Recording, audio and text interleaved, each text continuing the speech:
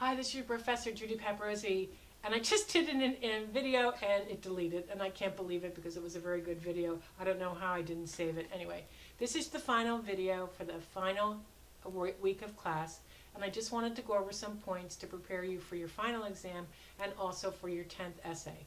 So what I have found basically in your writing over the last couple of weeks where I'm not editing, I'm just commenting, is that you're making the same mistakes that we have addressed this semester because I don't think you clearly understood what I was explaining. So we'll go over those right now. First of all, I'm seeing run-on sentences in your quizzes and in your work. Okay, so here's an example that so many of you got wrong, I couldn't believe it.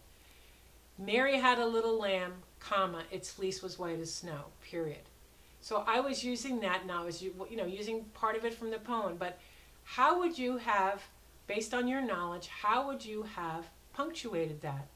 Well, think about it first of all. It's two sentences. The first sentence was, Mary had a little lamb. Is that a complete sentence? Absolutely. Subject, Mary, had is the verb, and expresses a complete thought. Mary had a little lamb. So you could have put a period, okay? And if you could have put a period, that means you could do two other things. And now let's go to the second part. Its fleece was white as snow. So could I have separated those with a period? Absolutely, because Mary's a full sentence like I just said. Its fleece was white as snow, has a subject, it, has a verb, was, and it expresses a complete thought. And I could have put a period, capitalized it, and it would have been done. However, I didn't give that as an option. What I gave as an option were that one, Mary had a little lamb, comma, its fleece was white as snow, don't capitalize the its. That's incorrect because a comma can never connect two complete sentences. So you can use Mary had a little lamb, comma, and its fleece was white as snow. That's that comma and a conjunction, but I didn't give that as an option. So the last one would have been, the only other choice would have been my favorite punctuation mark, the semicolon, because the semicolon can connect two complete sentences and we don't capitalize the first word of the second sentence. So Mary had a little lamb, semicolon, its fleece was white as snow. Period. Don't capitalize its because it's not being you're not connecting it with a colon, which requires that the second part of the sentence completely explain the first part of the sentence. So, and that this is just additional information. It wasn't critical to use a colon and then capitalize the its because the second part of the sentence wasn't really explaining it, to a point where you would use a colon and that technique of using the colon and capitalizing the second word.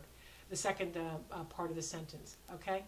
So just remember that most of the class got this one wrong because that's how you would have seen it as poetry. So I did understand why you got a little confused. The next thing I wanted to talk to you about is capitalization. So remember, I'm going to go back for a second. If there's two complete sentences that you want to run together because they're connected, you use either a period and separate them. Mary had a little lamb, period. Capital I. Its fleece was white as snow, period. But that's what I want you to learn more sophisticated techniques. Mary had a little lamb, comma, and its fleece was white as snow. So you could have had a comma with a conjunction. You must always have a comma and a conjunction if they're two complete sentences being conjoined by punctuation and a conjunction. And its fleece was white as snow. Or my favorite, the semicolon, my favorite punctuation mark in the world. Mary had a little lamb, semicolon, its fleece was white as snow. Now it's perfectly punctuated. So that's how you avoid run-on sentences. And always, if you see an and in your sentence, and you must go back and say, was there a complete sentence before the and? Was there a complete sentence after the and that I conjoined with the word and? Then you need not only the and, but you need the comma. So you can't have the comma without the and you can't have the and without the comma, okay? So that's a run-on sentence.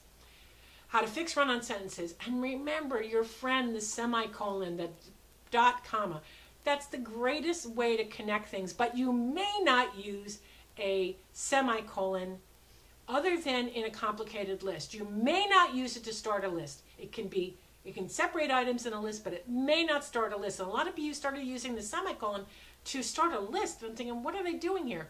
Only a comma or only a colon after a complete sentence may start a list. But inside the list, Like, I went to the store to buy the following, colon, apples, oranges, and bananas. That's a simple list, so I use commas. Apples, comma, oranges, comma, and bananas, period.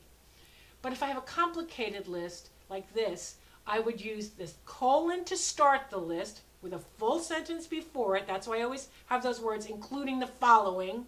Never including, but including the following, because that makes it a full sentence that has a complete thought, okay? Subject, verb, and a complete thought is critical, okay? So, I had to do the following cleaning projects yesterday. Colon, 2 dots. Cleaning the bathrooms on all 3 floors. Semicolon. Washing all the floors throughout the house. Semicolon. Blah, blah, blah, blah. Semicolon and whatever. Okay? There I use a semicolon because I want to be clear where the semicolon is going, where the list items begin and end, okay? So that's why I use on a more complicated list the semicolon, on a simple list and a comma, but all of the lists start with a colon. Okay. Next, capitalization. Most of you are still making mistakes, but there are only 3 simple rules when it comes to capitalization. Number 1, you always capitalize the letter I. That's easy. The pronoun I must always be capitalized. Number 2, the first word of a sentence must be capitalized. Simple. Here's an easy one, but it is the one that teaches you the most. We capitalize names in English. So if we're referring to the fall, we don't capitalize it. Well, yeah, it's the name of the season, but it's not really a name. But if we say the fall semester, we capitalize fall in that sentence because it's part of a name.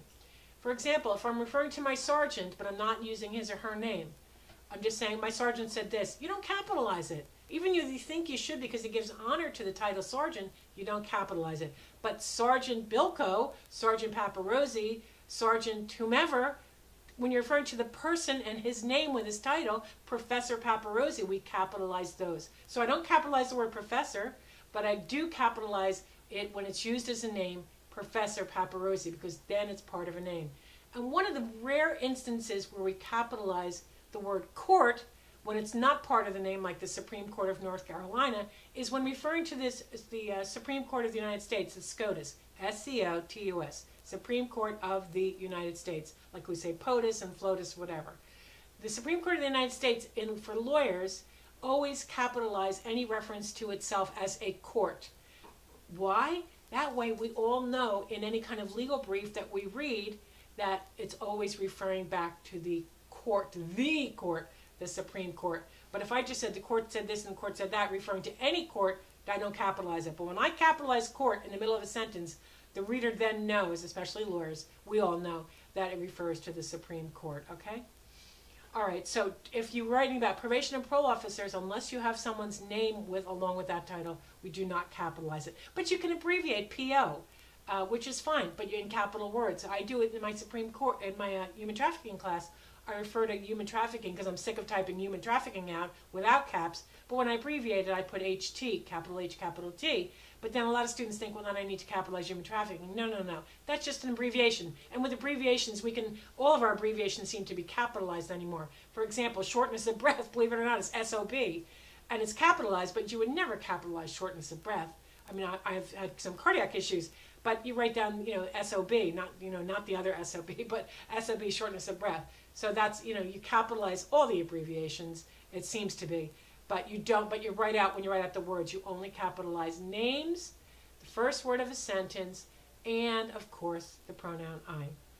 All right, now, we do not use you, Y-O-U, in any of our professional writing in expressions like, oh, you should have seen this, or you should have seen that. No, no, no. We don't use you. So when you're proofreading, go back and make sure you didn't use any expression with you in it. Because you is meant for personal writings when you're actually addressing you, the person you're writing to, okay? So you're addressing somebody in there, and that's, oh, you did this, you did that. You're talking to a person. Use it for personal communications like emails and letters, but take it out of your professional writing. So just put in, one of the things you should do. One of the things a parolee should do. Don't use the pronoun. Use the noun, or you can say one of the things one should do, like one person should do. One should do is the following, okay? Here's a biggie. when using pronouns to refer back to a noun, you have to make sure the number works. So if you're saying the kids did this, that would be there, okay? Or they're there to refer back to the kids. The kids went to the store and they bought whatever. But if I said the kid went to the store and he bought, that would work. So the pronoun has to be the same, singular or plural, as the noun that it's referring back to. But here's the trick. Countries are singular. The pronoun for any one country is it. It, it's. So if you take my human trafficking class, I go over this extensively. China has a problem with their human trafficking. No. China has a problem with its human trafficking. Yes, there are 2 billion people in China, but it's only one country, so its pronoun is its, just like I just said. And everyone on the news, everyone everywhere gets this wrong when he or she speaks. Now, hear what I said about everyone. I used a pronoun, he or she. Listen to what's in everyone. Everyone, O-N-E. Someone, O-N-E. Somebody, one, singular. Nobody, one. Those are all singular. As crazy as it sounds, the word everyone is singular. So you can't use they with everyone, even though it sounds like it's plural. It's singular because it contains the word one. So the pronoun, everyone is entitled to their opinion. No. Everyone is entitled to his or her own opinion, or you could just say her own opinion if you're a girl, his own opinion if you're a guy. I'm not politically correct about these things. So you can say his or her, but the pronoun must be singular. Now, if you listen to the news tonight, you are going to hear that mistake made over and over again. So if it's a singular noun, government, country, China, Africa, continent, blah, blah, blah, blah, the pronoun, even though it feels like it's a plural word, it's singular, and you must use a singular pronoun. If it's an inanimate object like China, you would use it or its or its. Or if it's a singular girl, if it's everyone, it can be a his or her, or he or she, or whatever would be appropriate. Okay. A lot of you are forgetting how to show possession. Possession is simple in English. It's more complicated in other languages where you have to write, Judy Paparosi, you have to write in Italian, for example, the desk of Judy Paparosi. You just can't put Judy's desk. We have it simple. It's very easy in English. Apostrophe S for singular words, S apostrophe for plural words, and words that end in S. So if you're talking about the Williams family, and they're talking about their car, the Williams car, it ends in S. Normally we're not saying William, we're saying Williams. And it ends in S, so it's S apostrophe because it's plural. But if it's William's desk and you're referring to one William, it's William S apostrophe. Please don't forget that. So some of you wrote the parole officer's job and you weren't putting S apostrophe. Okay? So again, especially with parole officers, a lot of you are saying a parole officer should do this, his job, or their job. No, the parole officer should do his job, the parole officer should do his or her job, the parole officer should do her job, but not their job, because you said one. Parole officers should do their jobs, that's different.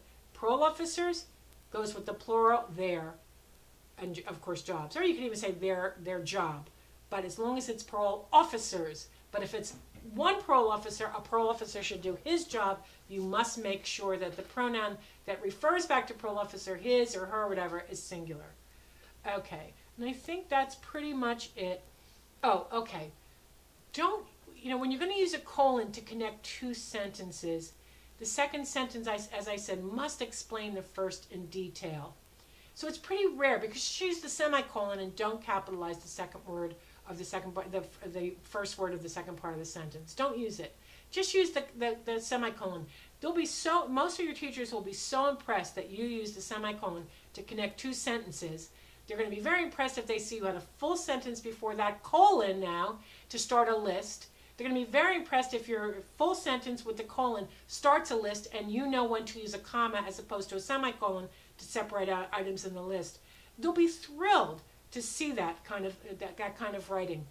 Now, I want to say goodbye because, of course, this is the last week and next week is exam week and you'll have the exam in your 10th essay as part of your final. I just want to say that I can give you a lot of information in other classes about human trafficking or criminal procedure, criminal law, or whatever I'm teaching, organized crime, death penalty, all these courses I teach. I can give you a lot of information, but the greatest skill I can give you as students is to make you a better writer. So if you took this course seriously, if you took those quizzes till you got 100, if you wrote, got down there early so you got a lot of feedback from me by Wednesday night at 9 p.m., you're going to be a better writer, and that is going to impact your career like you can't believe. Because I was able to teach writing right when I got off from college at the community college level, when I was 21, 22, 23, whatever, before I had my first major job when I turned 25, because I had great writing skills, my ability to rise up the rank quickly was impressive because my bosses, the top guys, had great writing skills as well, but most of the other people I worked with didn't possess my writing skills. And so it's the greatest gift I can give my students. That's why I work so hard in these classes, and I hope you've taken advantage of all of the work I've done to make your time in my class a success. Good luck on the final exam.